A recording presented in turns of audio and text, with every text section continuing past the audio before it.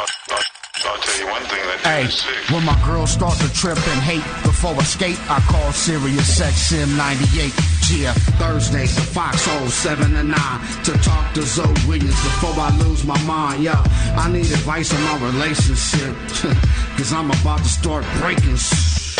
I can't take it no more. I got to holler at Zo, the relationship pro. Before I pack up and go, I got my foot out the door and then for leaving. But first, let me holler at Zo, the voice of reason. I got one foot out the door and then for leaving. But first, let me holler at Zo, the voice of reason.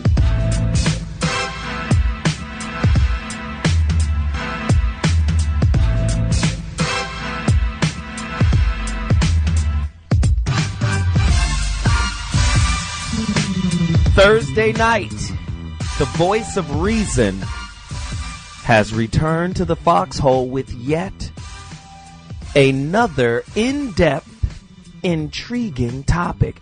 Get to your phone lines, 855-369-9898, or you can follow me on Twitter. It's very important that you guys get with me on Twitter because it's a weekly conversation. All of these topics that I reveal on Thursday are revealed beforehand on Twitter.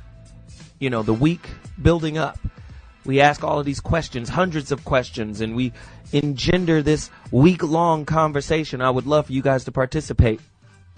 Tonight's topic, it is a meaningful one, a serious one, and a one that doesn't get nearly enough exposure. Get to your phone lines, 855-369-9898. Follow me on Twitter, at ZoWilliams. It's just that simple. At symbol ZoWilliams. Follow me on my website, www.ZoWilliams.com. Follow me on Facebook. Let's get the conversation going. If you tweet me tonight, I will read your tweets. If you have a story to share, if you have anything you want to reach out about, call me too, 855-369-9898. Now, without further ado, tonight's topic. Parenting from behind bars. Babies behind bars. A penetrating look into the lives of incarcerated parents and the children they're trying to raise. The numbers are staggering. Millions of kids out there whose parents are in prison. How does that affect the child's developmental growth? How does that affect the parent? You know I got questions. I'm going to get back to the questions when I come back from break. But I urge you, get to your phone lines, 855-369-9898. If you've been affected, if you're a child of an incarcerated parent, if you're a parent that tried to parent from behind bars, call me right now at 855-369-9898. I'll be back in 2.2 and we'll continue this conversation. Back in the building. Tonight's topic, if you're just tuning in to the voice of reason, parenting behind bars. I like to call it home arrest because the home is in arrested development. Mom or dad is incarcerated, locked up.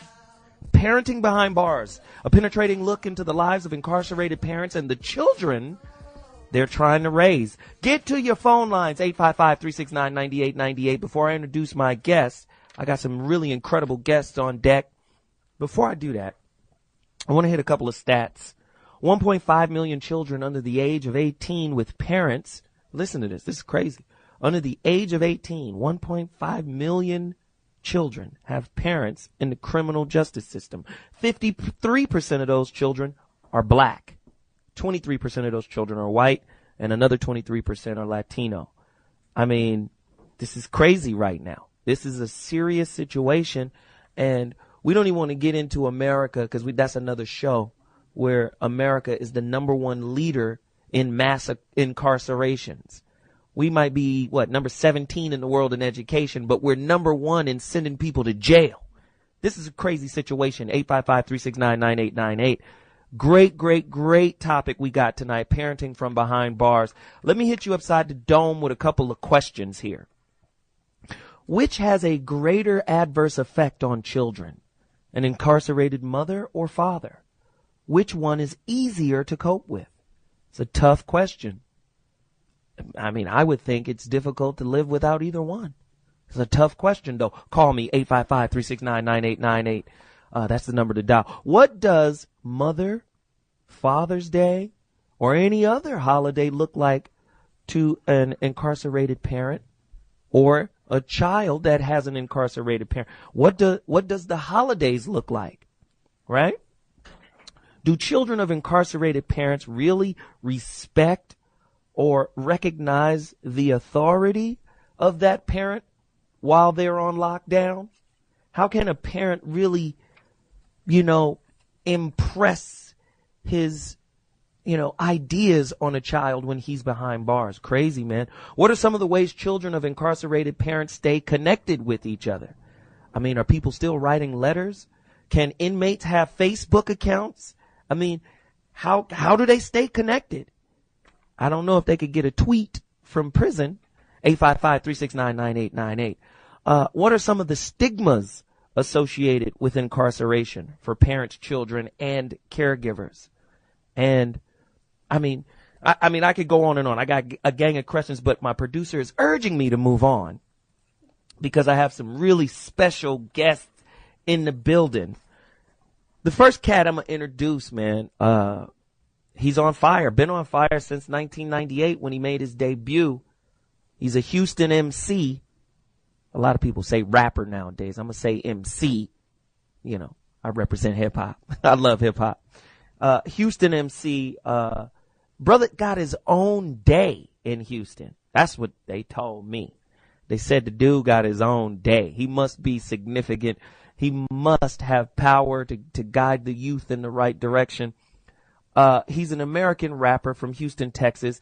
He is a part of the underground rap collective, Screwed Up Click. Trae and Zero, along with Dougie D, are the founding members of the group Gorilla Mob. And he is the older brother of Houston rapper J. Ton. Now, this brother's name is Trae Tha Truth. And he's in the building, the voice of reason, right now. Trae, come on and say what's happening to the millions of people that want to hear what you got to say, man. Hey, what's going down with you, man?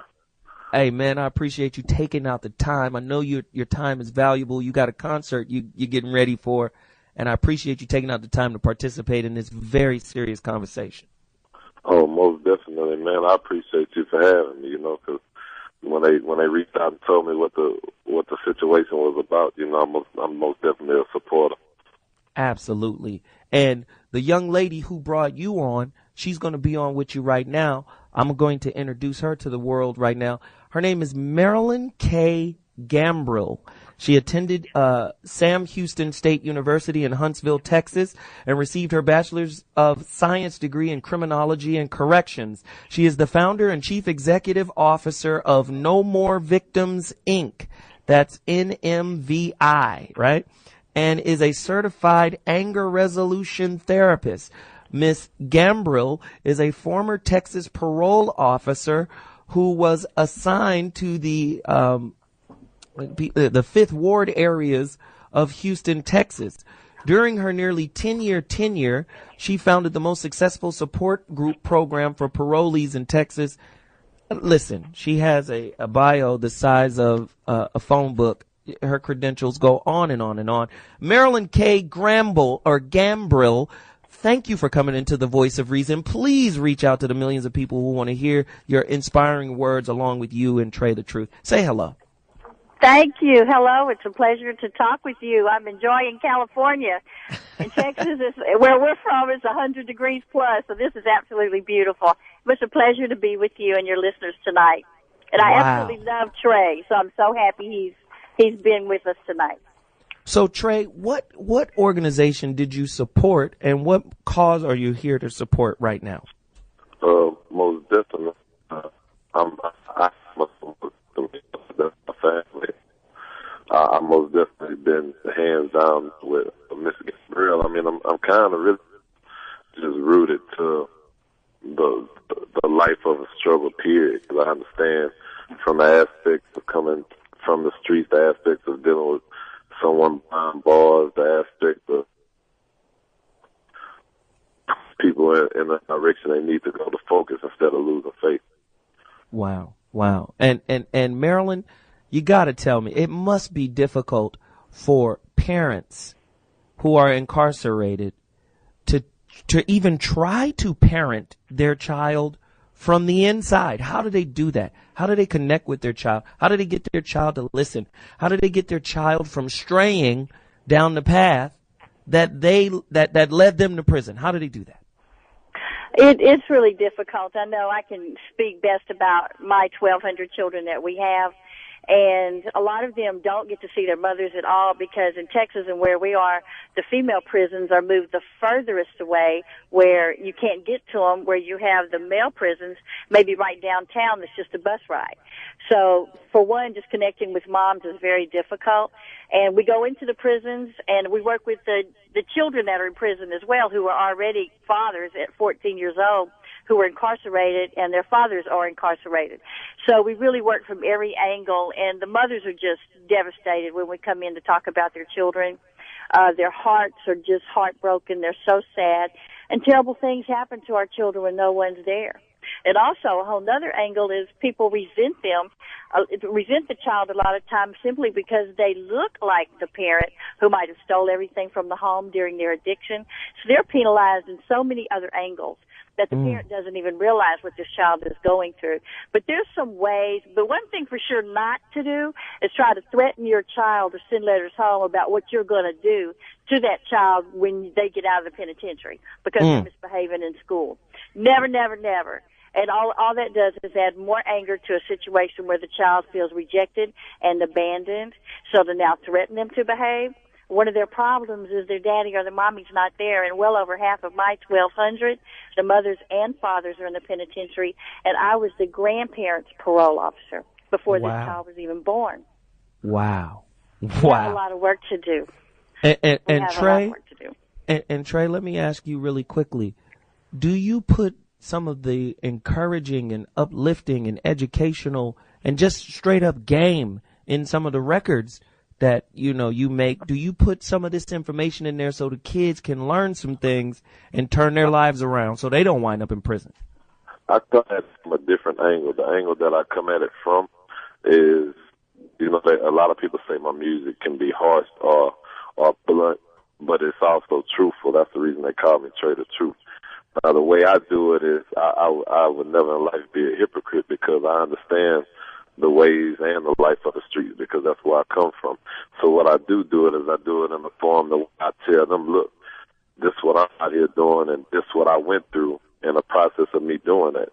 Now, me as a man, I feel like I'm responsible to at least let you know what I've been through because at the end of the day, every person's going to be their own person.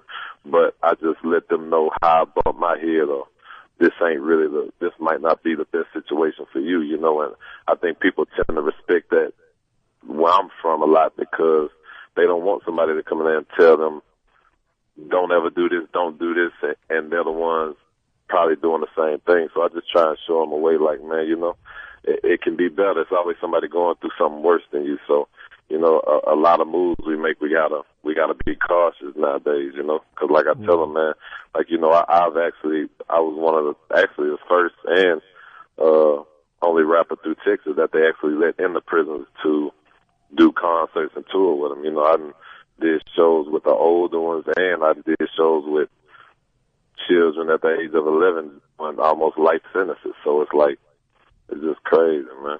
Wow. And the thing that's really amazing, because I saw this documentary on Oprah Winfrey's own channel where she talked about, she had I think it's a series called Babies Behind Bars.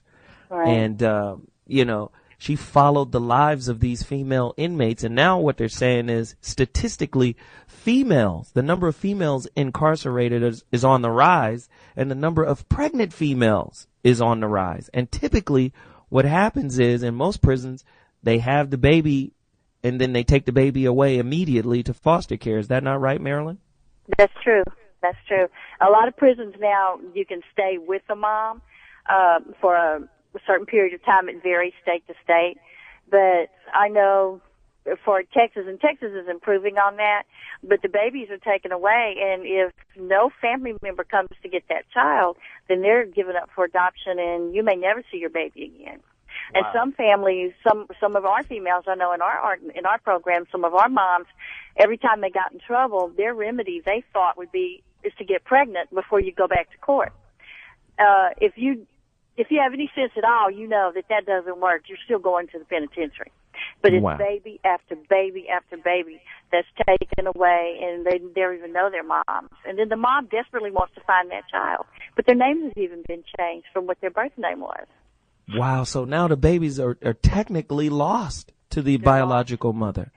They're lost to the biological mother, and sometimes the mother may not know who the father is. So now you've got daddies out here that don't even know that they have children that are now in the foster care system. Wow, with a different name.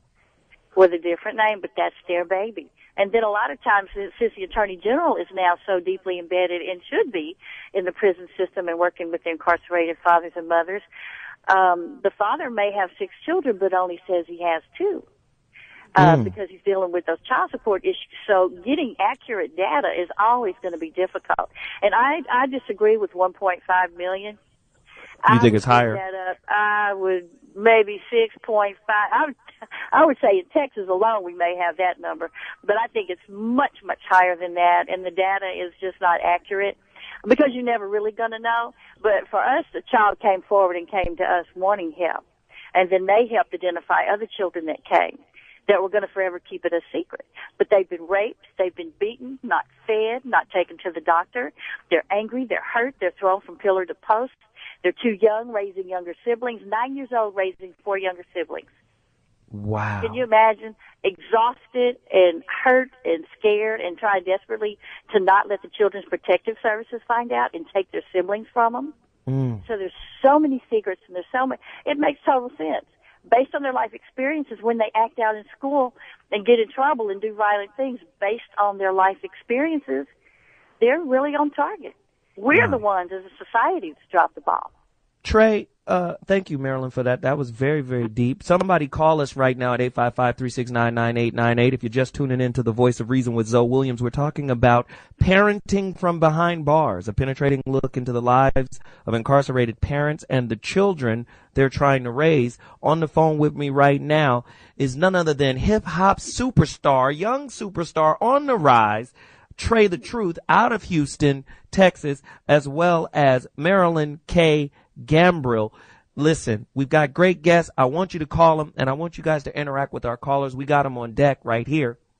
But before we get to that, Trae, let me ask you. Do you think that hip-hop, the music and the culture and the lyrics, bear some of the responsibility in the increase of incarcerations? I would say, man, that's been a hard question for me. But it's all aspects, I would say a little bit of anything can be that. Some people may feel they want to blame it on the music, but if they do that, who's to say that watching a movie don't consist of the same thing? So it's like a way to even point it. Like with my kids growing, they listen to music, but I feel I'm their influence. You know what I'm saying? Like, it's all me to them. So, I mean, you know, I can't speak for every situation, but I would never pinpoint it to that because, you know, that's kind of a hard burden to make somebody, or a hard jacket to put on somebody to make them feel like, hey, you're responsible for what I got going on in my household. When all the while, I wouldn't be at home. You know what I'm saying? I can probably never take the time to pay attention to my child, but yet still I come and point a finger and say, well, it's because they watch you or because they hear you. It's your fault.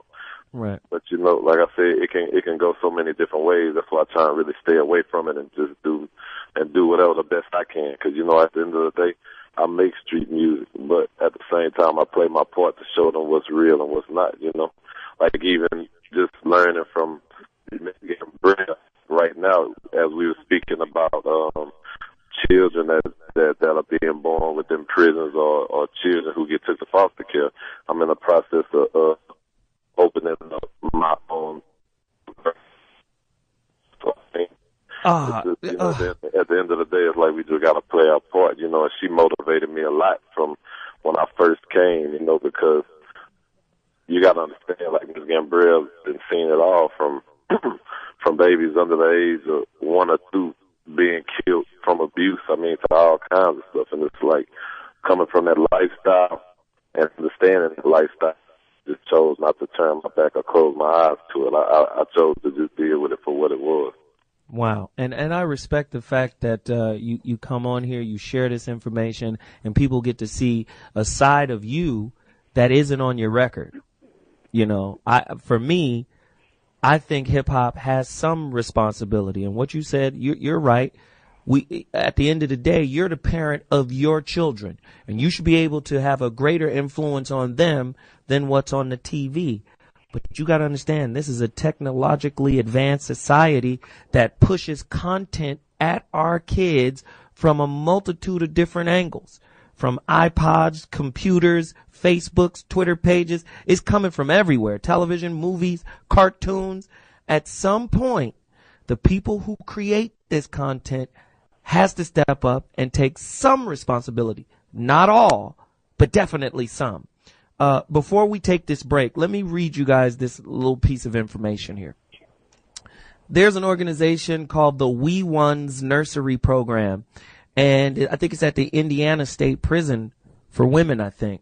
And in March of 2008, the Indiana Women's Prison implemented the We Ones Nursery, called One, a voluntary program available for pregnant offenders who meet eligibility criteria.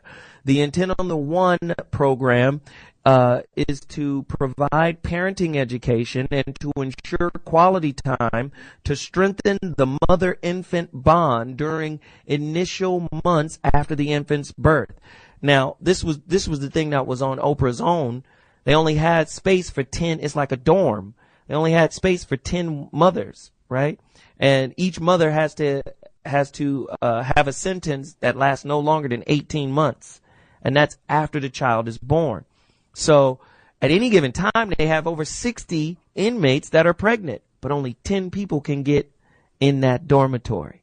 But it's called the We Ones Nursery, and they let the mothers stay in there and bond with their kids. But of course, the kids can't be on drugs, or the kids can't be sick because of drug abuse. The mother can't be a violent offender. She might be a drug user, but she can't be a violent offender. It's a bunch of little stipulations to their criteria, but only 10 women can get on and parent their children while they're behind bars. That's what we're talking about tonight. Parenting behind bars, a penetrating look into the lives of incarcerated parents and the children they're trying to raise. It is a difficult subject, a tough subject, but I'm going to get to callers and Trae Tha Truth and of course, Marilyn K, Gambrell. We're going to have you guys talk to a few callers before you guys have to bounce.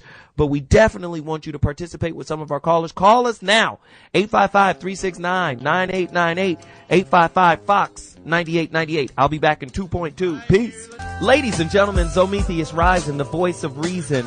Back in the building. That's Trae Tha Truth. I'm on. You got to support what the brother is trying to do. He did this with Lupe Fiasco and Big Boy. Cold track. Dude is on. He's on with us right now, as well as Marilyn K, Gambrell. And Marilyn K, Gambrell, she, of course, started an organization called No More Victims, Inc. Really quickly, Marilyn, tell us about your organization and what it represents and what it provides for incarcerated parents and really incarcerated families. Because if your parent is in prison, the family's development is arrested. So talk to me about your organization and what it provides.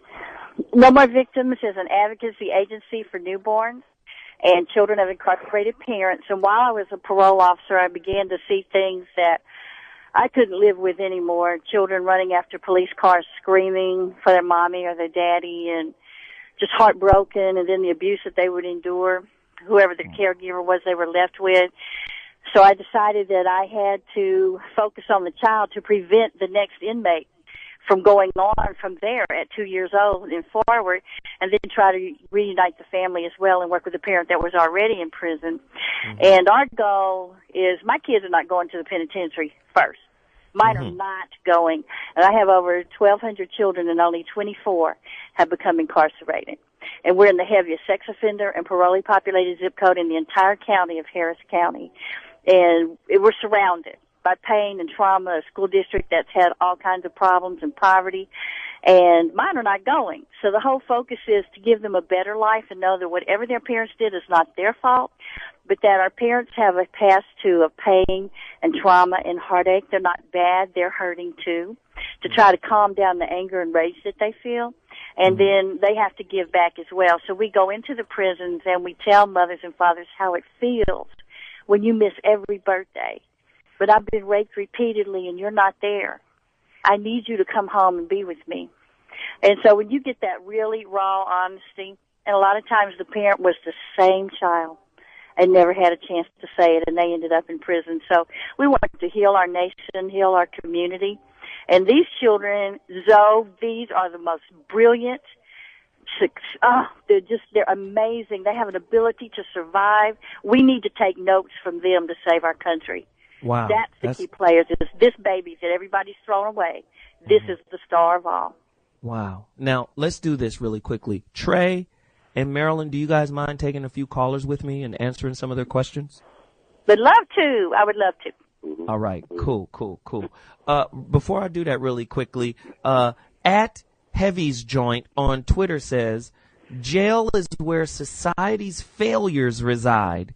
If you are already in jail, I'm questioning your parenting skills right out the gate. That's what this guy from Twitter says, at Heavy's Joint. And then another Twitter response here is, at T Smith ATL, I couldn't imagine looking at my child from behind bars. Keep the Twitter comments coming. 855-369-9898. That's 855-FOX-9898. Ron from PA. Talk to me, man. How's it going? I'm good, brother. So, you want me to talk about the daughter, right? Go ahead, talk, man. I'm with you. All right.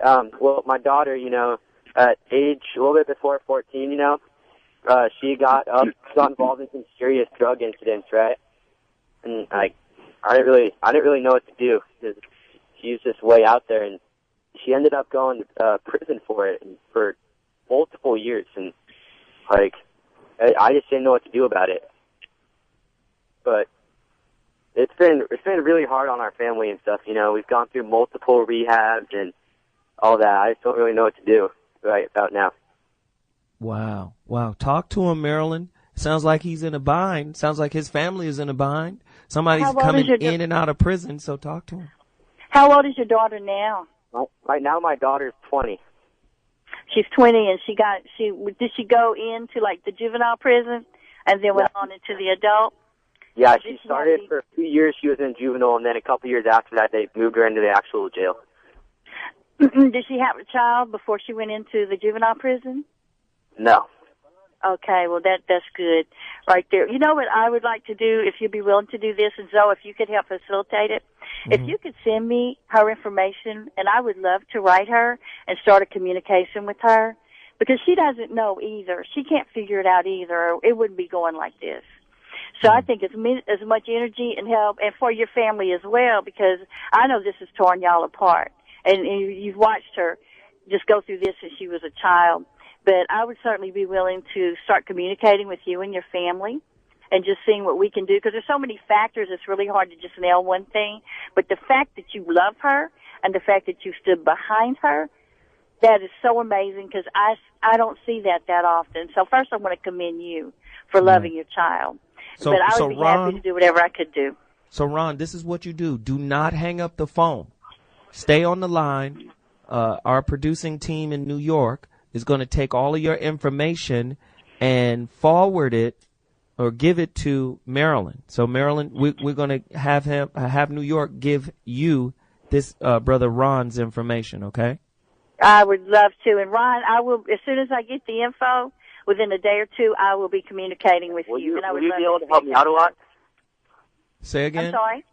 Will you be able to help me out? Because our family's just in a really deep thing right now. It's just really hard. Ron, she's going to help you out. Marilyn is going to help you out. So just make sure you hang on the line. She's going to give you that information. New York is going to give you her information. She will reach out to you, okay? Ron? Thank you. Okay, good. Ron's on hold. Got him. We got him. That's Great. what it is. 855-369-9898. If you're just tuning in, we talking about parenting behind bars. This is a difficult situation. We got more callers on deck. Who is this? Mayo from San Antonio. Let's go. Hello? You got to land the helicopter, though. Land the helicopter. Yes. There you go. All right. Let's go, Mayo. Hello, this is Mayo. Can you hear me? Yeah, we can hear you. Let's go. Hey, my name is Jerry Mill. Real quick, this is a good subject y'all talked about. My mother had 7 kids.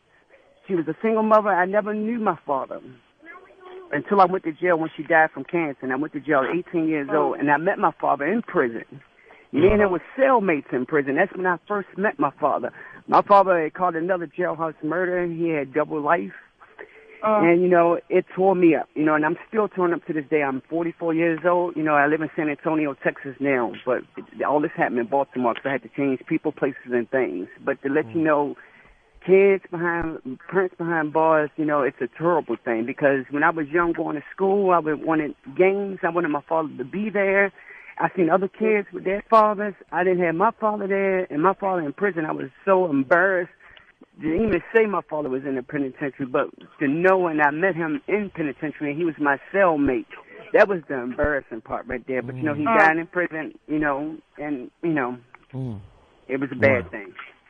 Wow. Brother, let me just say, I really appreciate you for being so candid and sharing your story. Marilyn, do you have something of any inspiration that can move this guy to feel better about moving forward in life? Because here's the one thing, you're out. So, you're not behind bars anymore. So, Marilyn, give him a word of advice. But what he was saying about how he felt and the embarrassment. I mean, it went to a new level when he ended up meeting his father and being his cellmate. But you were so on point with how our kids feel and what they say every day about that anger and rage. They would so much identify with you.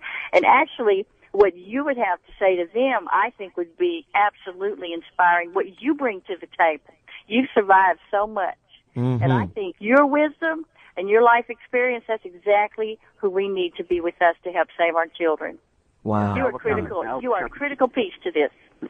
Thank you. We really appreciate the call, brother. Thank you for reaching out. Continue to call us with your stories.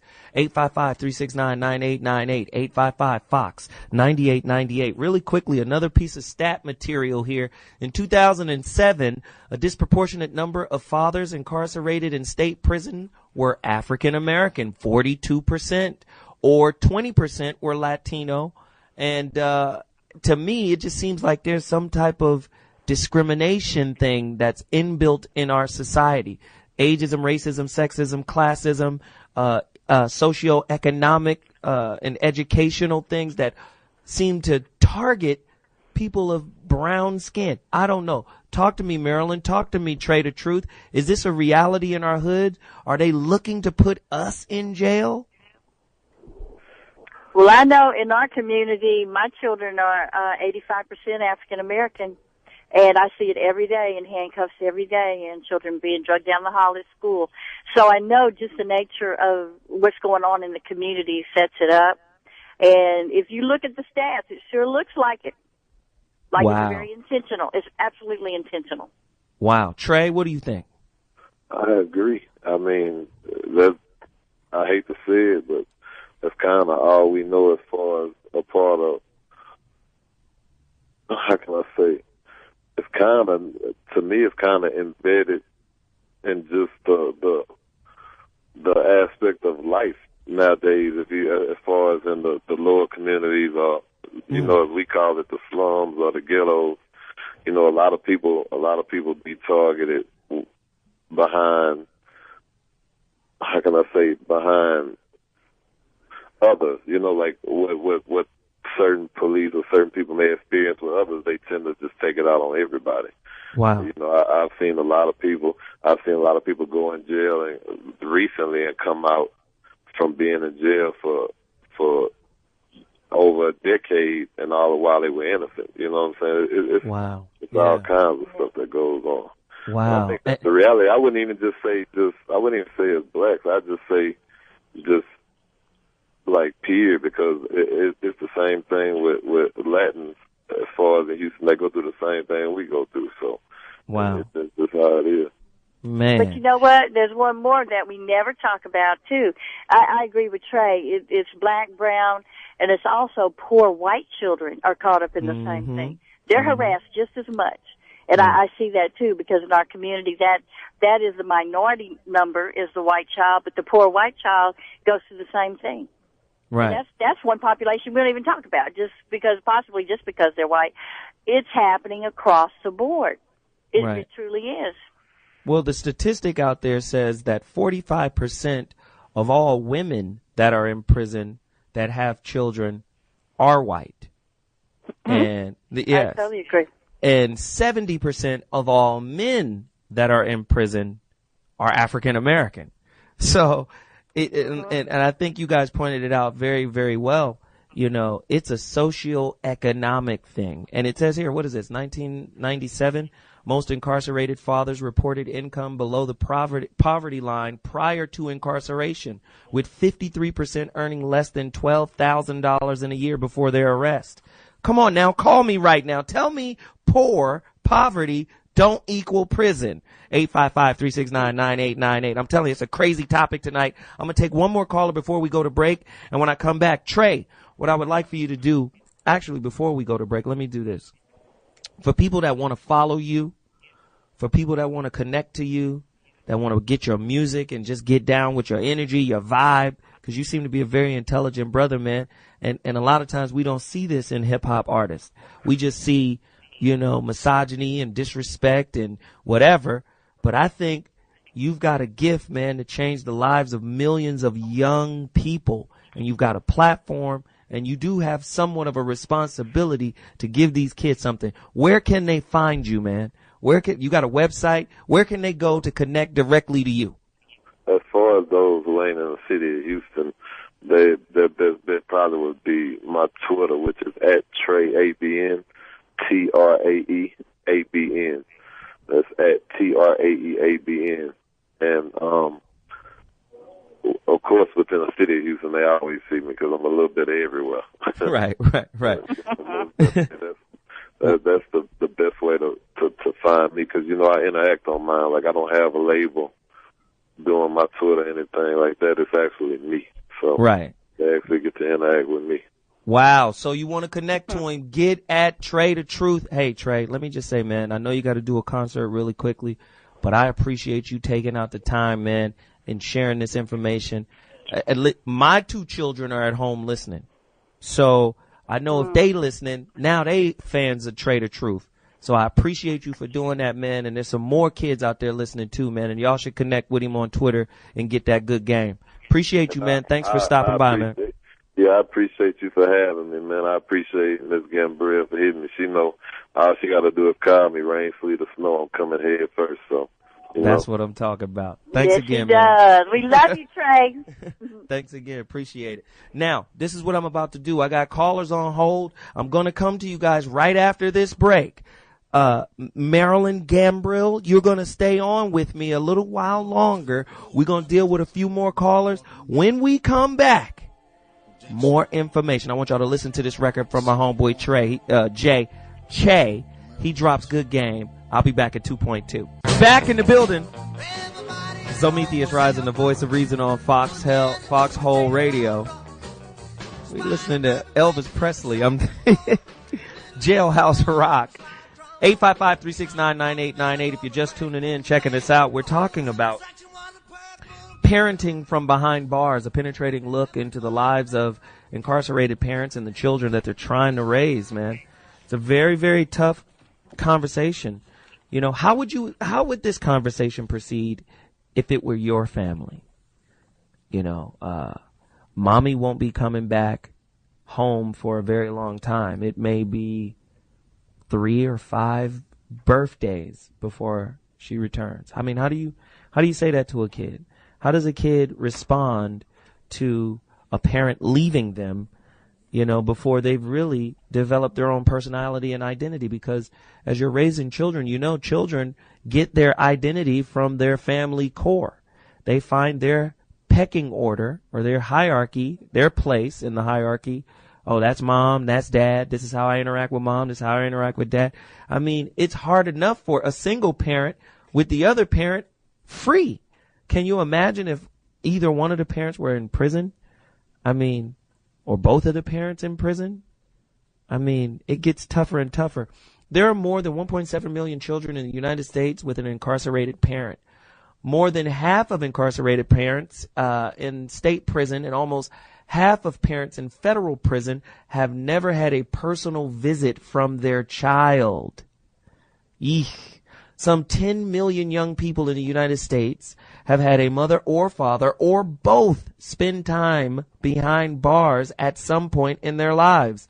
Only in 2.3% of American children has a parent been incarcerated in state or federal prison. In other words, this stuff is happening a lot. And right under our nose, we don't really know about it, but that's why I do these type of shows. My special guest who's sitting in with me right now is none other than Marilyn Gambrell. She is the CEO, the Big Willie, the boss of No More Victim. Tell them where they can tell them where they can find your website really quickly, because I want people to connect with you. Our website is No More Victims Inc. INC. NoMoreVictimsIncGlobal.org. Absolutely. Come on board. Go to the testimonial section and hear from our children and what they say and how they feel.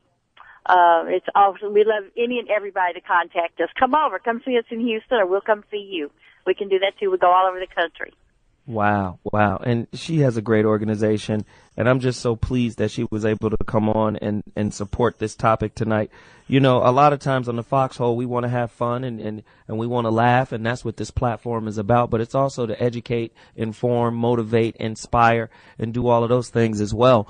Listen to this stat. 1 in every 15 African American children, that's 6.7% of all African American children, and 1 in 42, that's 2.4% of all Hispanic children, and 1 in 111, that's 0.9% of Caucasian children have had an incarcerated parent.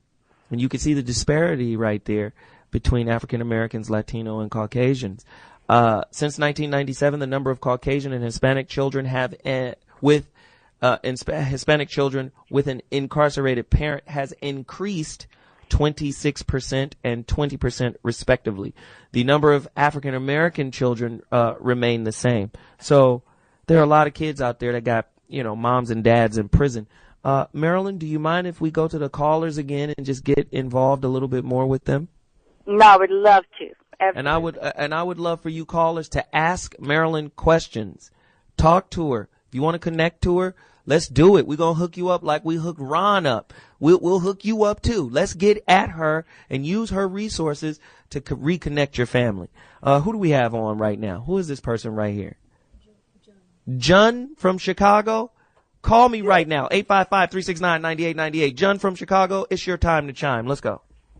All right, so I appreciate taking my call. I have, number one, I got a comment. My comment is we need to realize as the families, the people behind bars, being behind bars is not a disease. So it seems to be sometime when we have people go behind bars, nobody want to go see them or take their children to see them. So they need to create a better... Hello? Yeah, go ahead, John. Continue. They need to create a better ways from the outside family members to understand mom or dad or somebody the family is behind bars. So I'm not saying every day, once a month, if they have a child, take them there to see them. So that's my comment on that.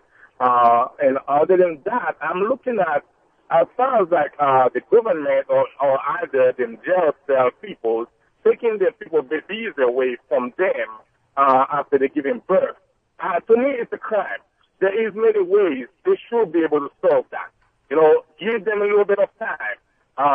Follow up with the families a little bit longer. I'm pretty much sure the family is more than 10 people to see who can take the child, not just waiting to see who's going to come and get the child. The same way you come and get them, put them to jail, you can go back to the track of the families to find out who can keep the child. And without that, you could also open some type of system. We give a lot of money to people on welfare, and they're not doing nothing. Give them a job. Open a place where they can come and take care of kids while you find one of the family members to do something. So that's all I had to say about that. Wow. Thanks for the call. We appreciate it. Marilyn, let me ask you a question. Can a parent who's serving a life sentence or is on death row, can they still be a positive mentoring factor in the lives of their children?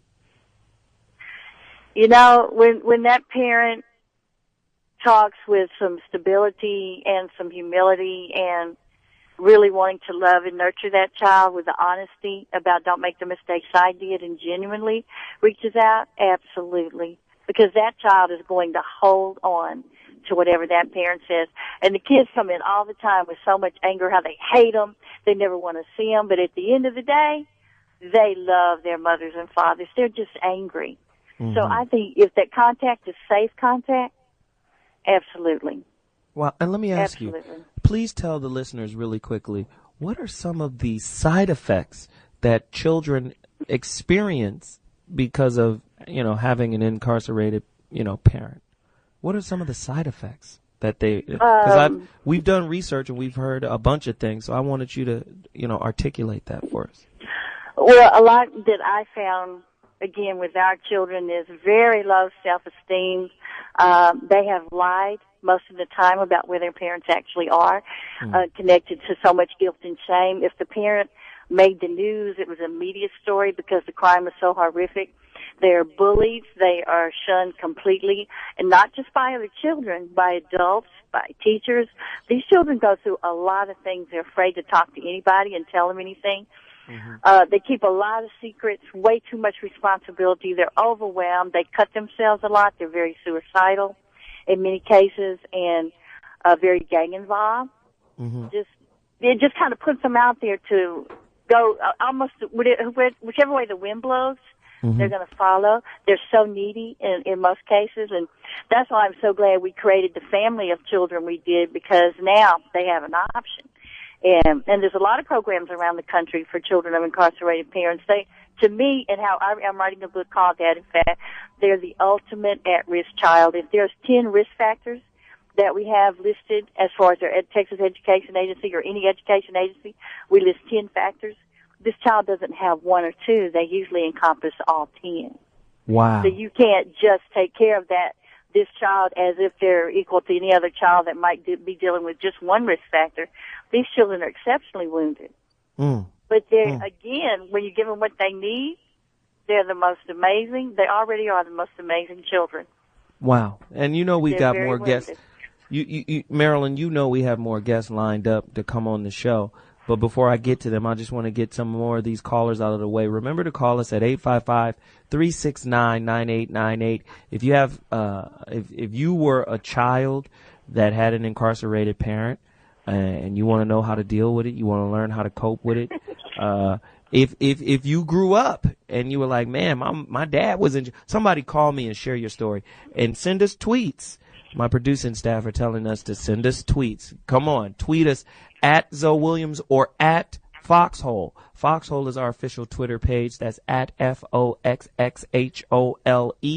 or at ZoWilliams. That's my personal page. You can reach out to me anytime at ZoWilliams. So let me do this really quickly. We got Thomas from California on the line. Thomas, talk to me. Yes, parenting. So to be a parent, you need to provide for your child. You cannot provide for your child being incarcerated. If you have a child and you go out there and do illegal activity, you fucked up your child's, I'm sorry, ma'am, to cuss. You mess up your child's life. So therefore, if you're a real man, you will holler at somebody on the outside to be like, look, man, I'm locked up. There's nothing I can do. So can you please guide my child in the right direction? And you know what, to tell you the truth, the guy before called and said, some people should bring their children to visit. I wouldn't want my son to see me locked up. If it was for 2 years, if it was for life, I wouldn't want them to see me. Why? So it's people, if you have children, don't do illegal shit to get locked up. That's the bottom line. And don't say, man, well, I got to support the family. I have to sell dope or do such and such and such. You don't. There's a lot of legal ways to make money. So you cannot be a parent being incarcerated. That's a terrible, terrible, terrible thing to show your child being locked up. And you have no excuse. Be a parent. Don't get locked up. That's all I got to say. All right. You know what? Thank you for the call. And, I like to let people go and say what they want to say. But you still got to remember, there are a lot of innocent people in jail. Just, you can't just take the hard line of don't get in trouble.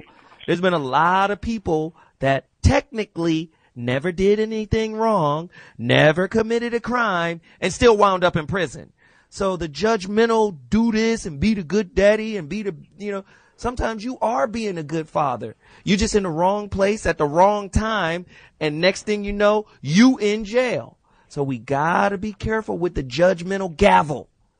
Let's go deeper on trying to make the relationship between an incarcerated parent and child better. Because at the end of the day, because you're in prison, that doesn't mean you stop being a parent. And providing isn't just about finances. You can provide emotionally. You can provide psychologically. You can provide wisdom. You understand what I'm saying? The child might be deprived of your physical presence, but he doesn't have to be deprived of your spiritual presence. And that's a currency too. 855-369-9898. ZoWilliams, Foxxhole Radio. We're talking about parenting behind bars. My homegirl, Marilyn Gambrell, is on the phone right now. She's a cold piece of work. She's going to give you her website in 2.2 seconds. But callers are calling in. 855-369-9898. Are you ready for one more caller, or do we have to take a break? Let's go with one more caller. Jackie from Texas. Talk to me about the situation. Hello. Hey, Jackie. Hello. Yes, Jackie. Come on. Hi. Okay, thanks for taking my call. What I wanted to say is it is socioeconomic. In Texas, there's a program called School to Prison Pipeline. You can Google it. And basically what that is, based on standardized test scores in the third grade of young black males and Hispanic males, they build prison cells for those children.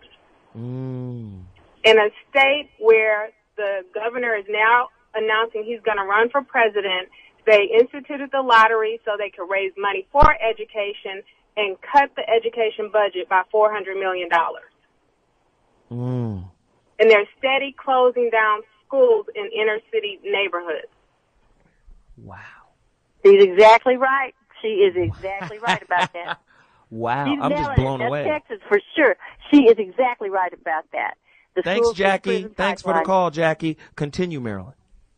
I totally agree with her, and yes, that is true. Something we learned from the Children's Defense Fund, who did a great deal of study on this, that third grade education, your ability to read, what you perform at whatever level by the third grade is going to determine how many prisons are going to be built. Right. So our third graders are already dictating things, but she's exactly right. Our quality of education, we're not doing what we need to do to educate our child anyway. So now we're going to penalize them even more. Wow. So now we got to do it all different. Healthcare's got to change. Education system, criminal justice system, it's got to all change. Well, it's all connected. It's all connected, Marilyn. It's all connected. You're right. It's all connected. We got to fix this. Right. And this is the second installment of my prison series. In a couple of months, we're going to do another episode of this part, and it's going to talk about the Pied Pipers of prison profits, because now they're starting to privatize the prisons. And now prisons are starting to be a viable source of income for the multi-mega rich. Yeah, a lot of people. So again, hey, now they're counting how many beds they're going to build based off of how many kids drop out of school. By the third, they're just determined by the third grade. That's their crazy. Their reading abilities and attendance and behavior. They're already making a 10-year projection of how many prisons to build. Wow. Based on our third graders. Okay. I got to take a quick break, Marilyn. We'll be right back. 855-369-9898. Call me right now. Callers, I'm coming to you. 855-369-9898. The voice of reason, parenting behind bars. I'll be back. 855. Fox 9898. You're listening to the Foxhole, the voice of reason. Zometheus Rising, ZoWilliams. Tonight's topic: parenting from behind bars. A penetrating look into the lives of incarcerated parents and the children they're trying to raise. And like I said, I call it home arrest, because that home is in arrested development. And we have another great author on board that's going to roll with Marilyn and myself. But before I do that, I want to read some of these Twitter responses, which have been off the chain. At JustPin10, regarding if parents can raise their kids from behind bars, she says, you can show them examples of bad choices. And I've always said that's a good thing. I might not know what to do, but I can damn sure tell you what not to do. And that's how I predicate my relationship advice. I might not know what the perfect relationship is, but I can damn sure tell you what it ain't. We can figure out what it is later on, right? At Rob Huntsville, I would think that kids should visit parents in jail so they can see for themselves jail is not the place they want to end up. Good point. At Grumpin, Gumpin Alien 1, special names, regarding if parents can raise children behind bars, says seems like a task. Well, it is a task. It's a task to raise kids when you free. How do you raise children to understand that they live in a society that profits off of mass incarcerations? How do you say, man, I know you 9 right now. I know you 9. Well, guess what? One of the women that were on that Oprah show when they were talking about the Wee Ones nursery at the Indiana State Prison, she couldn't get into the dormitory because remember there was only 10 spaces in that prison dormitory for mothers, right? And of course they have 4 other inmates living in there as nannies, right? Helping them take care of the babies, right? She couldn't get in because she had a violent what is the word I'm looking for? She had a violent offense on her record where it happened in the 8th grade. She was like, that was 20-some years ago. And she couldn't get in. So what had to happen to her was, of course, they took her to the hospital. She gave birth to the baby. They had her chained to the bed or whatever. She gave birth to the baby. She had this was her 8th child. And her mother was already watching 2 of them. So she asked her mom, and her mom was like, oh, damn it. Okay, yeah. But this time, you got to tell me who the baby daddy is so I can file for food stamps.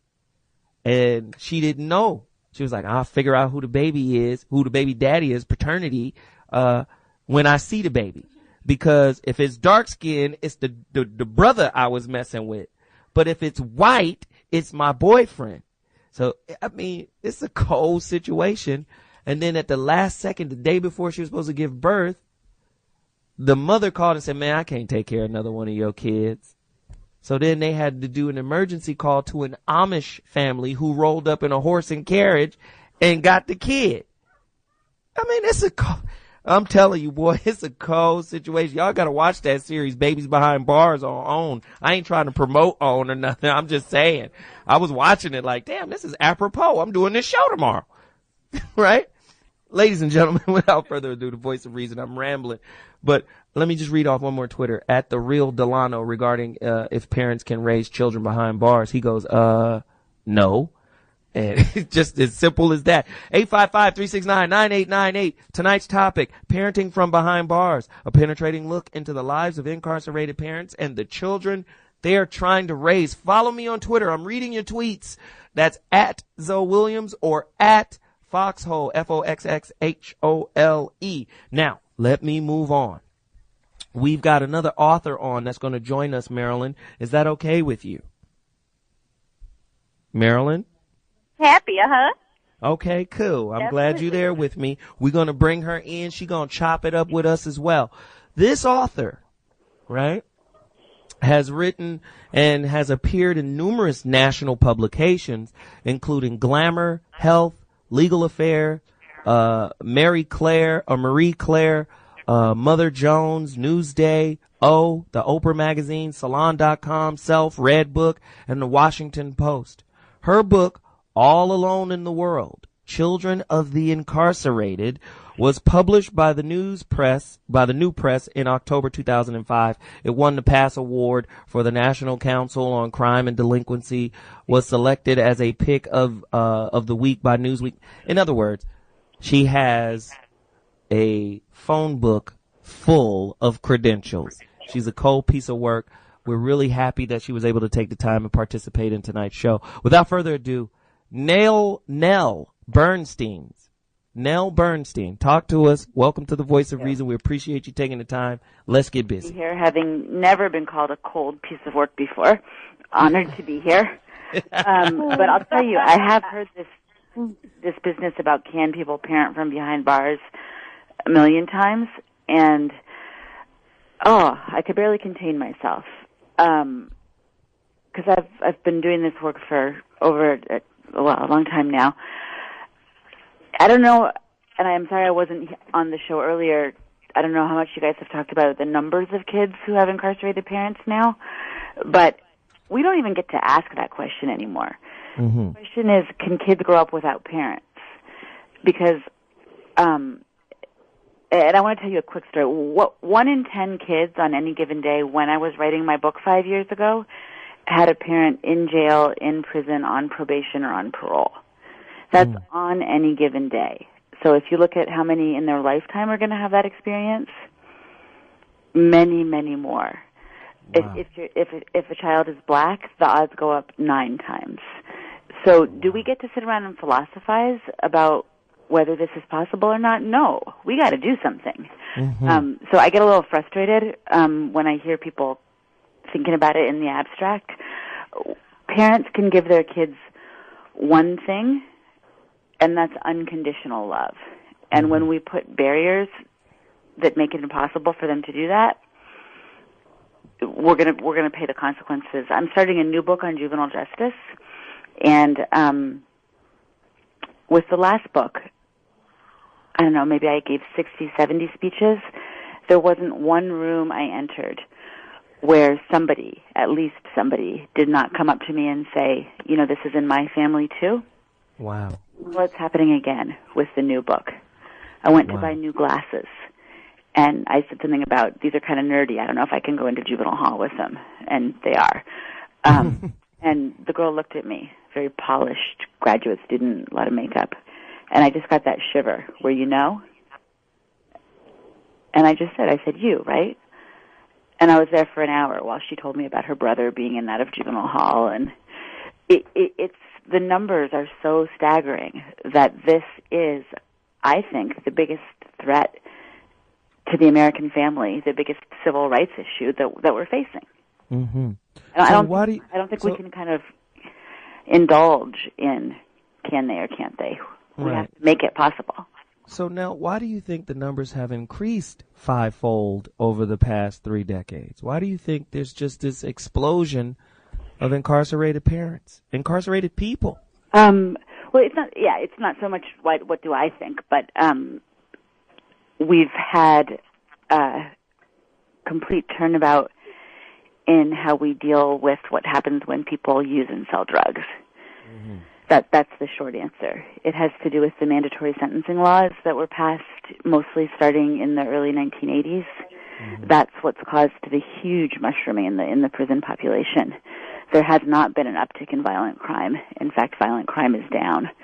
But people who used to either be on probation or have some kind of other sanction are now doing, one woman in my book, triple life plus 20 years for her involvement in her husband's crack cocaine business. Wow. She was one of those women who carried packages around. And because of mandatory sentencing, judges don't have any latitude. So, I've spoken to judges who weep when they hand down these sentences. Mm-hmm. Wow. It's got a life of its own.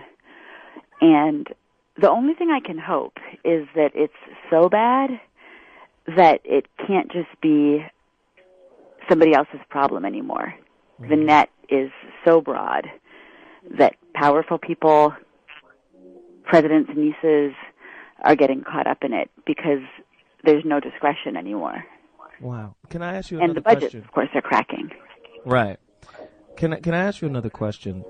Why do you think women are the fastest growing segment of the prison population? Well, it's the reason I just mentioned. They're also the least violent segment of the prison population.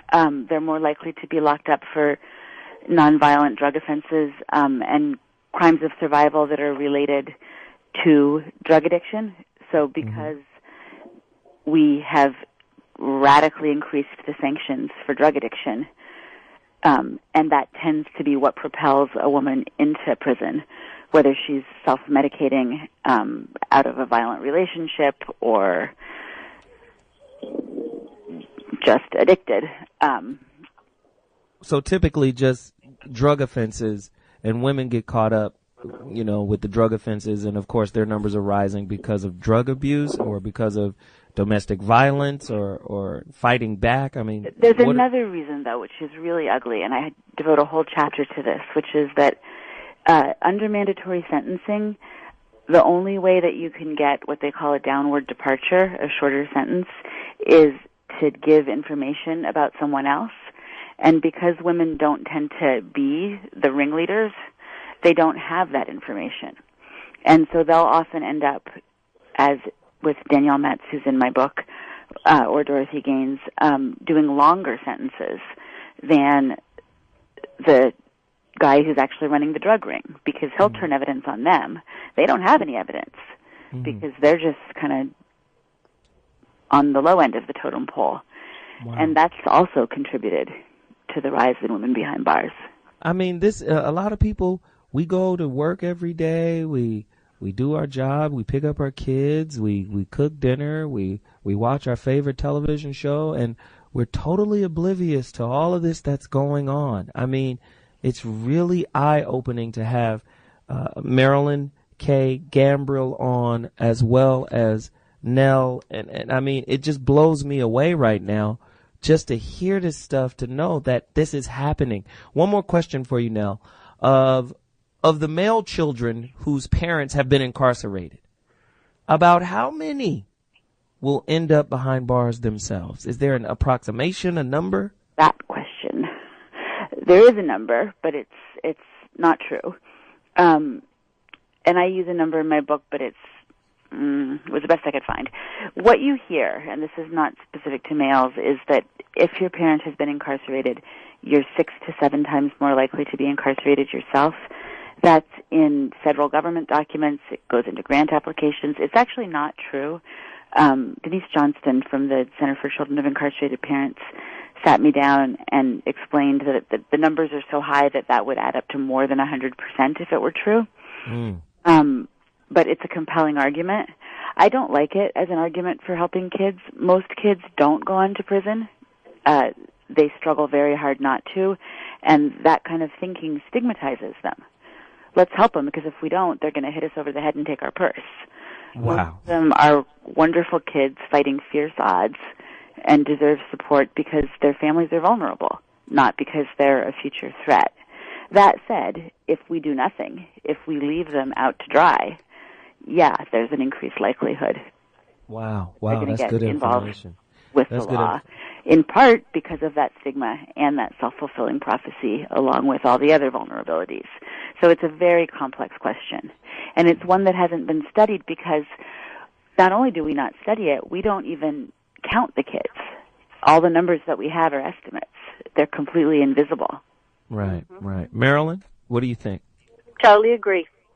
She's absolutely right. They are invisible. We don't even talk about that they even exist. Like, people in the penitentiary don't have children. Of course they do, and there's millions of children. And I agree too. They're brilliant. Like I was saying earlier, these children are absolutely brilliant. Survivors, skills that we all need to take notes. Yeah, exactly. Very capable. But isn't prison, and this is a question for both of you wonderful ladies, Marilyn and Nell, isn't prison legalized slavery? And when a person goes to jail, all rights and privileges or whatever is out the window. That maybe you don't need to be a parent. Now that you're in prison, you follow our rules, and if we want to keep you away from your kids, you shouldn't have did the crime. What about that? We get a lot of response from Twitter that are talking just like that. You want to take that, or you want me to? You can go ahead, and I'm going to come right behind you. Okay. Well, when they eradicated slavery, they made an exception for prison. I mean, that's actually in the amendment, that enslavement was constitutional in the case of prisoners.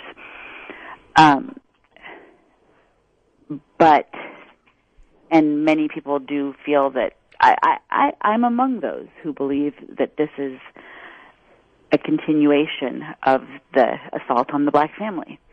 Wow. It was begun with slavery. I mean, there's just no other way to see it when you see it.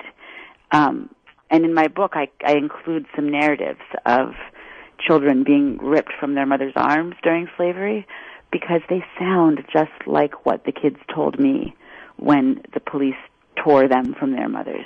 Wow. You just can't miss it. There's a new book out called The New Jim Crow by a woman named Michelle Alexander, who really breaks down the connection between mass incarceration and slavery and Jim Crow in a very compelling way.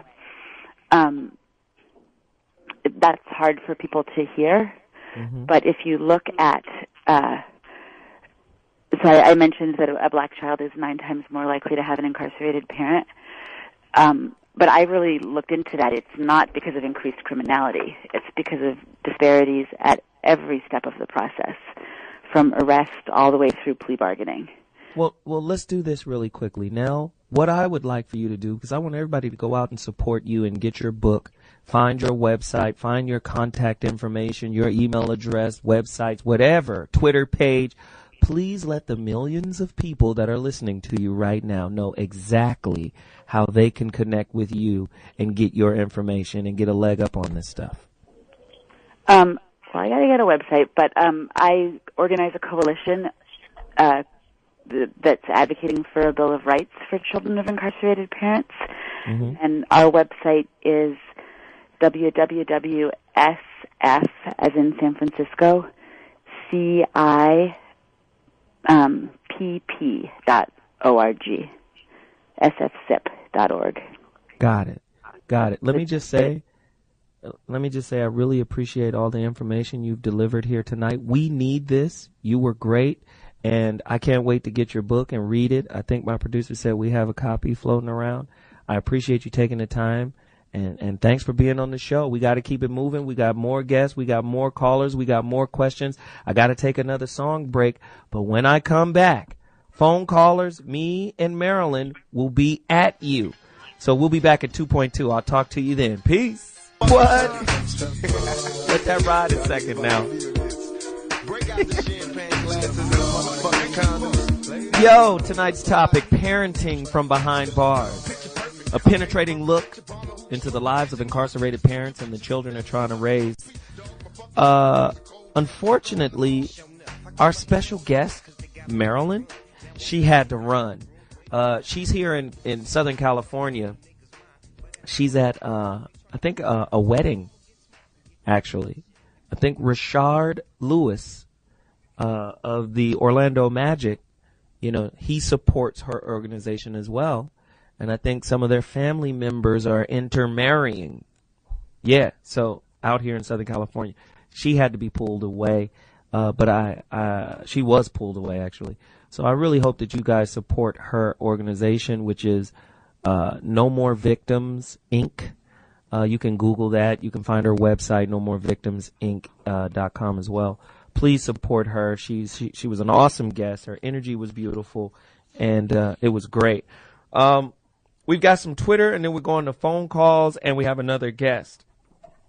At Black's Cobra 1, he says, I went to jail in my life, but it was hard for me to let my son see me in a cage, and it hurt me for them to see me there.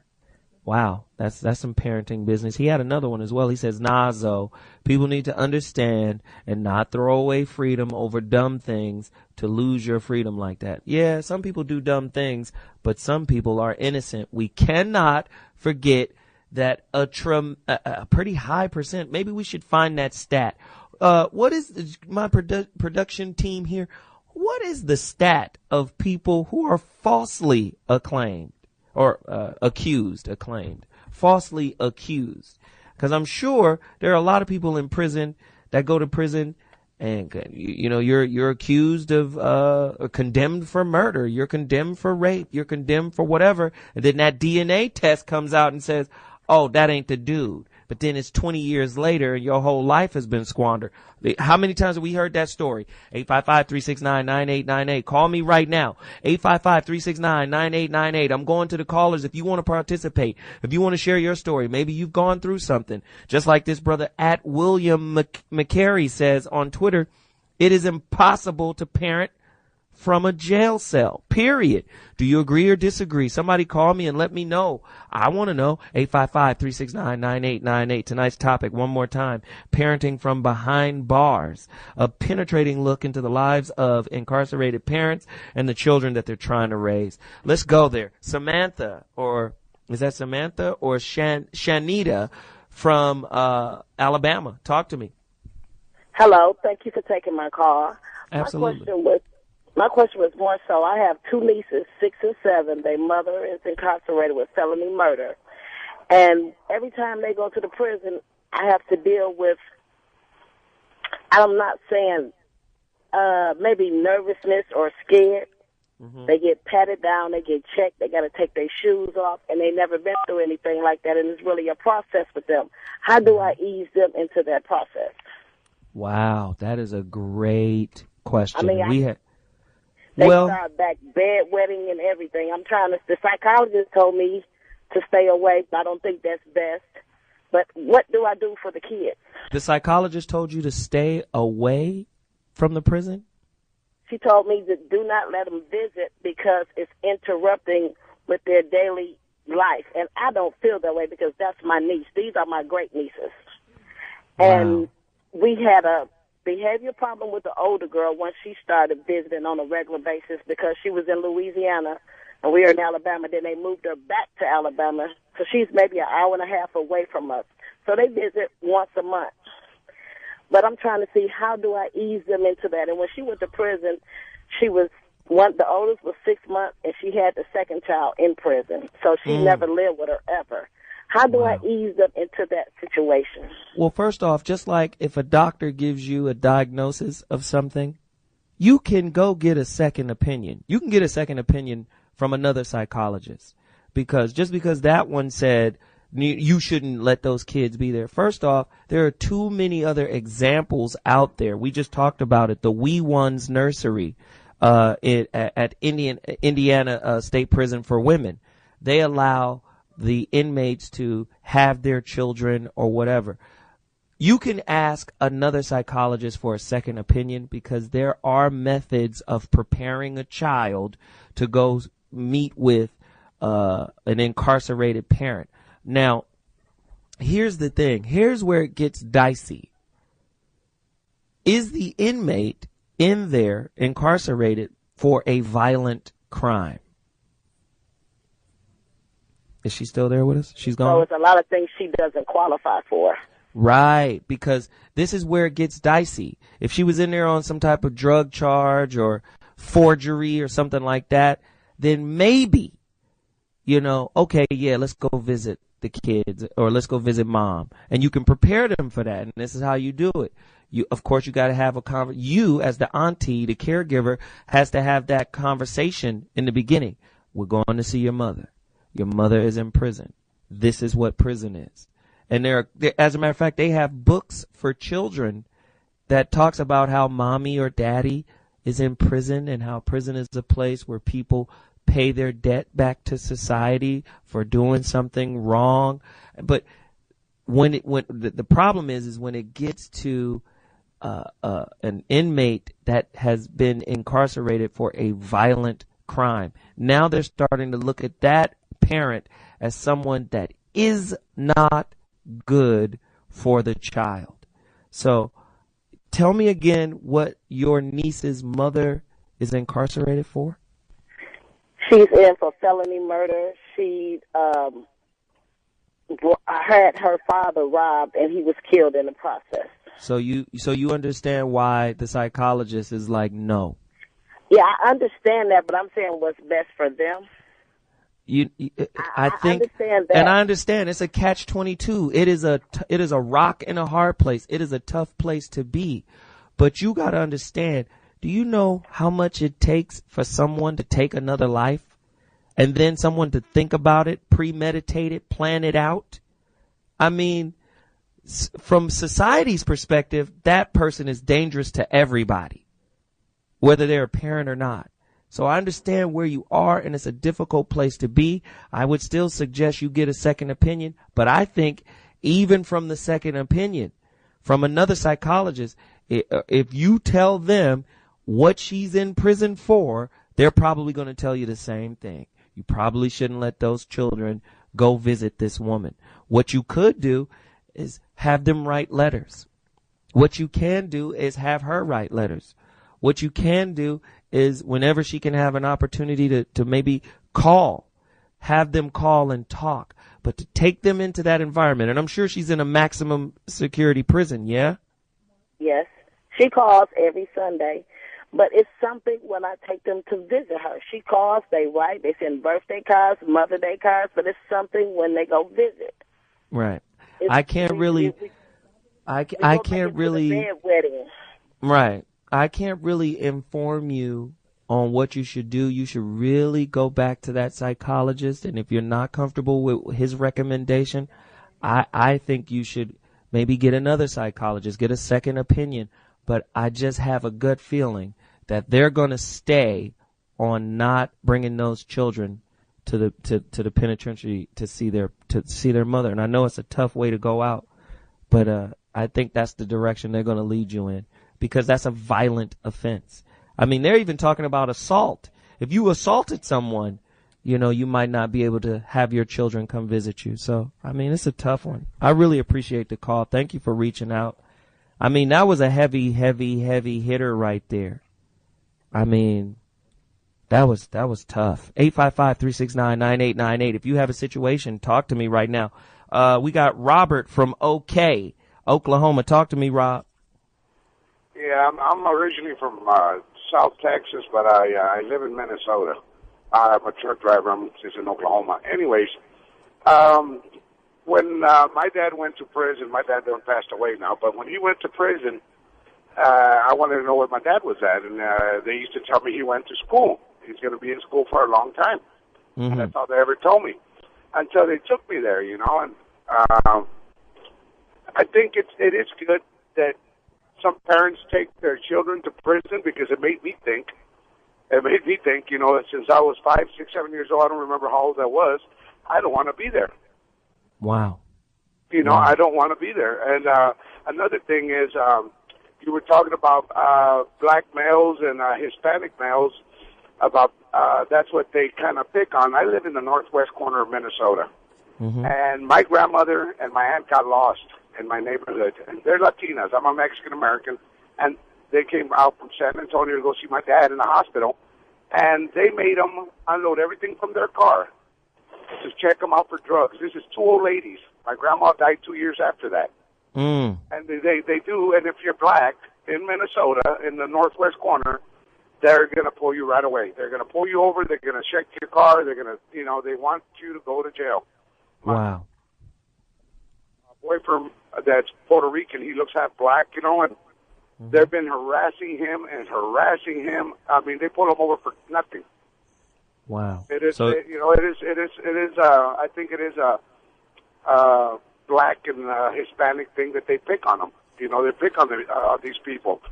Wow. I mean, my kids, they don't pick on them. They're in college, and they're all going for criminal justice, so they believe they're one of them. They can speed through town, and they don't pull them over. But if you're a black guy or another Mexican guy, and you speed through town, they're going to pull you over. Wow. Robert, thanks for the call, man. I appreciate it. He's talking about racial profiling. They trying to stockpile. They trying to warehouse people. I don't know. 855-369-9898. My team pulled up the stats. Over 250 people have been exonerated by DNA evidence after spending time in jail.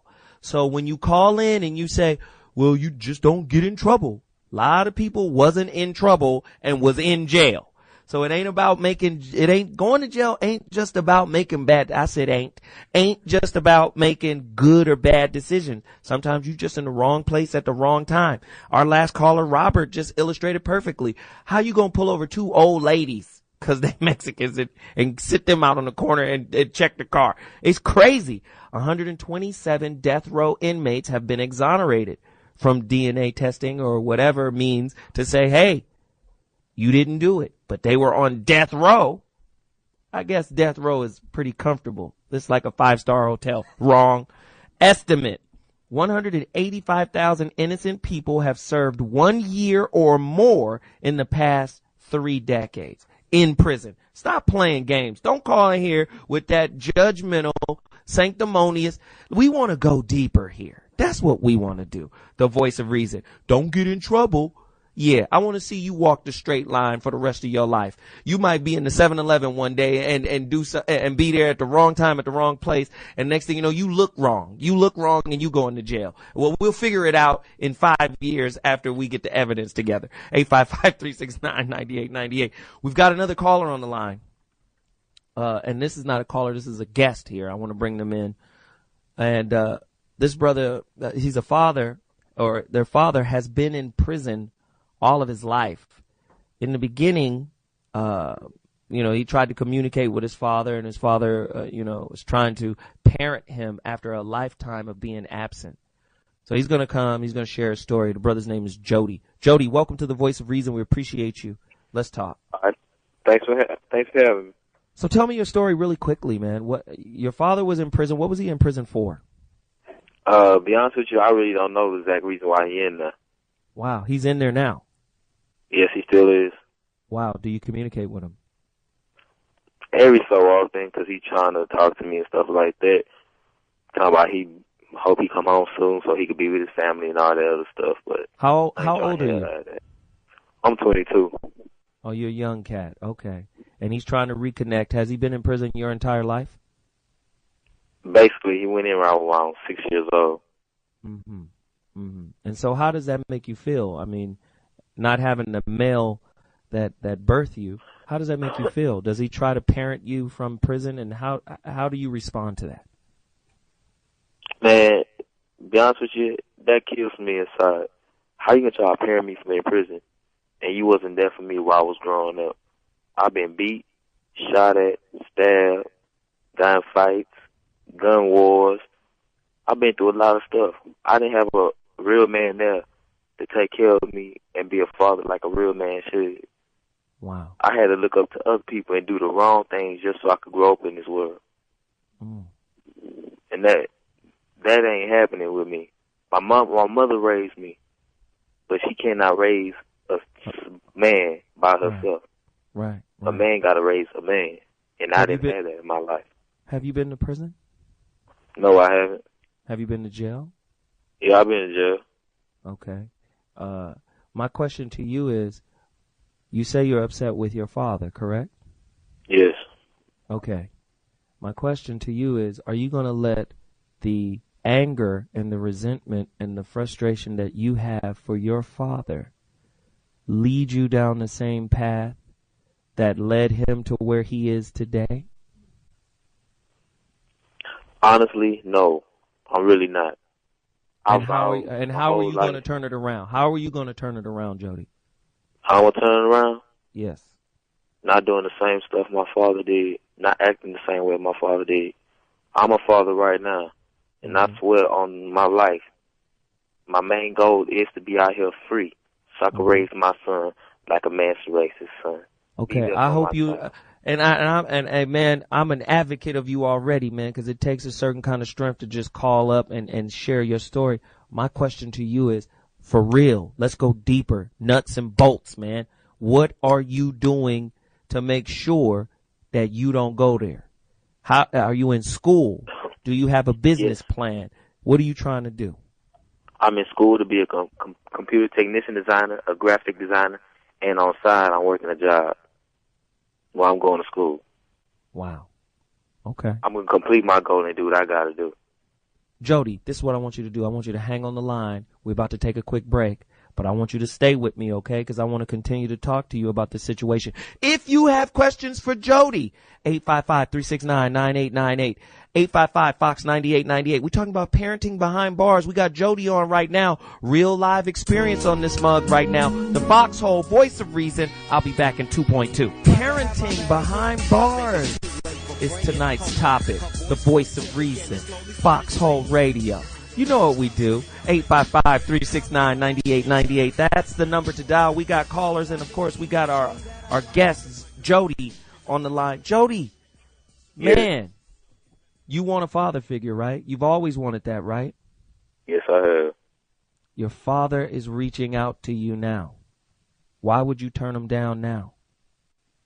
Because he's trying to tell me how to run my life, and he hasn't been there through my life. True indeed. But when you got time on your hands like your father, you have time to think, and then you also have time to be responsible for the mistakes you've made in your life. And maybe he might be going about it the wrong way, trying to tell you what to do. But what do fathers do? I'm a father, bruh. I got 2 sons and a daughter. I tell them what to do. But I tell them from a space, my intention is from the space of, I want you to do better in life. I want to inform you. Now, let me just give you this piece of information, Jody. When a parent has a young child, we're their dictator. We take care of them. They don't make any decisions. We make all of the decisions.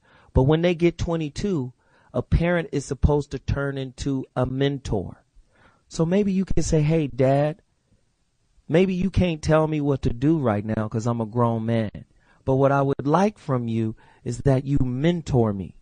Maybe you can mentor me in the ways of what not to do so I don't wind up where you are today. But to turn them down is turning down the very father figure you're in search of. A father figure ain't a father unless it's your father. You understand what I'm saying, bruh? Yeah, I understand what you mean. You know, give him a shot. He ain't gonna get it right. We never get it right off the top. But what we have to do is learn how to work through the negativity and the difficulty in our relationship. Yeah, you upset, and you have a right to be upset. He made some bad choices that led him to where he is today. But brother, if we're going to have a good relationship, it's got to come from both spaces. It can't just come from dad trying to do the right thing and then you saying, to hell with you. Sometimes it's got to come from you too. You got to forgive him and he's got to forgive you. And then y'all move forward. Can you do that for me, Jody? Oh, I could try, but while he was gone, man, you don't understand. Talk to me. I've been through hell because of this man. Right. Right. Yeah. Somebody wants to talk to you, Jody. Do you want to talk to them? Yeah, go ahead. All right. Haywood from Tennessee, you have a comment for Jody. Yeah. Well, I was raised by my mother. And the anger you have, I can hear it in your voice. If you get rid of the anger, and if you don't get rid of the anger, you're going to mess up too. Because if you carry that anger the way you're carrying it, you're saying you want to be a computer technician, you got to get rid of the anger, communicate with your father. I mean, you say he's telling you what to do. That mentality of telling you, he's not telling you, he's trying to, like Zoe say, he's trying to mentor you. He's trying to show you the right way to go. And all you have to do is just accept. Forget about 6 years old. Because, see, you made all the mistakes yourself. Your daddy didn't make the mistakes. Your mother didn't want you to go that way. But a mother can raise a boy just as good as a father. My mother raised me. I've been to jail. But in my older years, I've been to jail. But if you give your father a chance, it can be the beautiful thing in the world. But if you mess around with this anger and let your father mess around and die, then you really going to feel bad. You're going to cry every day because he's gone. So just give him a chance. Like you say, if he says something, listen at him. It might go in one ear and out the other, but still listen. You know, honor that mother and that father, and our days will be long. Just honor it. Thanks, Haywood. We appreciate the call. We really appreciate that information. Go ahead, Jody. I said, hey, y'all gotta understand out there. I love my dad still. I always will, because he brought me he helped bring me into this world. But to be gone my whole life, then put me through the stuff I've been through, my mom didn't teach me the stuff that a man should teach his child at all. It took me a while to learn everything I know now. Yeah, it sounds like I got anger in my voice, but I don't. I'm actually a generous human being. But it's just a well-known fact, knowing my pop's not there, but now he trying to reach out to me when I turn 20, 21. So Jody, can I say it another way? You got to stop saying my pops is not there. You got to say my pops wasn't there. When he starts reaching out, that means he's there. Do you understand what I'm saying? Now, does he have life? How long does he have to go before he physically gets out? Yeah, I understand. I mean, how long does your father have to go before he gets out? Be honest with you, I don't even know. Wow. Well, this is what I urge, Jody. I urge that you stay in contact with your father. I urge that maybe you should take anger management. Maybe you should even try counseling or a little therapy or whatever to prepare yourself for when, in fact, the day your father does come out, you'll be able to receive him in a different light, especially if he's willing to work with you, if he's willing to be a part of your life, man. And to have a parent that's down for you is probably the greatest thing in the world. So if he's really down for you, bruh, you should be open to that. And I understand that you've been through a lot, but at some point, whatever you've been through, you've got to learn from it and let it go, or it'll kill you. Believe me, it'll kill you over time, brother. When you don't forgive, that sits in your being, and it'll rot you from the inside out, and it'll mold and shape your behaviors, brother. Trust me. You gotta learn to forgive. All right? This thing about it. Now, hold on quick. This thing about I got you. I'm willing to forgive my father, but I got to see him and talk to him face to face. Although I got anger and bitterness in the heart of this man, I have a feeling if I can see him face to face and sit down and talk to him and let him know what's on my mind, that will let off with the pain and the stress I've been through.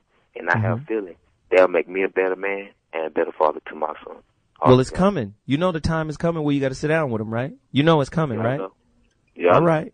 Well, brother, I appreciate you for calling in, man. I appreciate you for sharing your story. Man, you've made this show excellent. You've made it incredible. Can I take one more caller? Yes. Okay, one more caller. Kel from South Carolina. I appreciate it. Let's go. They're gone. Okay, let's go from Tony, South Carolina. Let's do it. Hey, man, what's up, man? I've been holding on a long time, man. I just wanted to talk about with the prison situation, man. I don't know if you know who knows Moore's Law or Black's Law. You have somebody on the show about that, because actually... Black's Law Dictionary, 4th edition. Is that what you're talking about as it pertains to common law? Yeah, the courts are really fictional, man. Everybody's getting locked up, and all these people are struggling when they just don't have to. If they be sovereign, it's a big movement called the sovereignty movement. Absolutely. Yeah, I mean, I don't want to take too much time about it, but where people are getting sovereign, and a lot of them are becoming Moors, white folks, they're doing it too. And pretty much once you become sovereign, the laws of the court, these laws that we have, they don't apply to you. So you're talking about statutory law versus common law, and learning how to become adept in common law, right? Exactly. I've been studying this, and I've seen my homeboy. He's a Moor, and I saw him going to court, and he's sovereign. I'm still a citizen, but he's sovereign. He changed his name and all that, and he went into court. You know what? Let me. Can I tell you this, because we got to wrap the show? But brother, I was gonna do a show about that whole thing, and you're touching on something that's been a hot button in the African American community, and like you said, it's been an issue all over the place, and we're gonna get to that. But I appreciate you calling. I gotta wrap the show right now. This was an emotional show. This was a tough show. Lot of people, man. Jody, thanks for calling, man. I really appreciate you sharing your story, man. And, you know, anytime you can call the Voice of Reason, man, we appreciate having you. Let go of that resentment. Resentment equals resistance. Let me just do this really quickly. Ladies and gentlemen, on the Voice of Reason, we cover all types of topics. And some people will say, I tell people this is a relationship show.